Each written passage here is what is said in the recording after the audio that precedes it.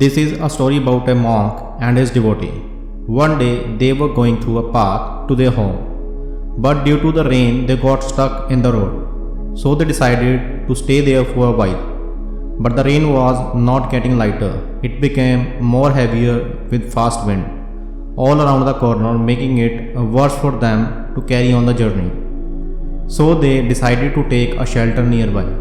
They saw a house besides them a bit far away. They decided to go there and asked for help. One young man came and greeted them. So they requested him to provide them stay for some time in house. He obliged and agreed to give them the shelter. The sage and his devotee entered the house and saw that the man was so much poor that he doesn't have any bed to sleep. Also, the food in his house was so limited so as to feed his own stomach. After some time, the monk asked the poor man, "Hey, what do you do for your living?" The poor man replied, "I only rely upon the income that I get from my cow, as the land I have is not that much fertile and is ultimately of no use." So the monk heard his answer and slept. But the monk woke up early in the morning and took the poor man's cow with him. But the monk woke up early in the morning and took the poor man's cow. His devotee asked that this is too wrong, as the cow is his only source of income. He will die without her. Monk replied, "Just follow me." Devotee did the same. Now, after 10 years, the devotee became a big monk who was enlightened, and after reaching this level, one day he recalled that poor man and decided to go to his place.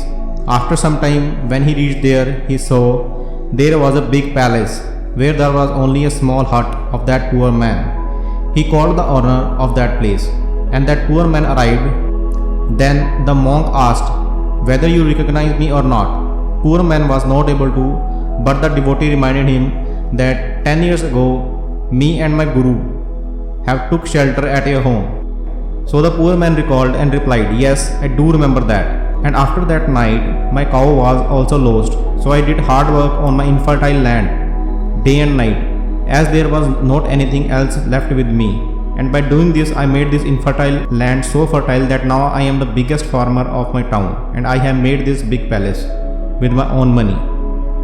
In real life also, we only like to be in our comfort zone rather than looking out the ways to get better. As in the case of that poor man in the story, he only relied upon the cow for living until he got to know about his strength, and with hard work he can even make infertile land fertile. Likewise, we as humans have to take risks and sacrifice so as to succeed in our life. Don't be afraid of moving out of your comfort zone.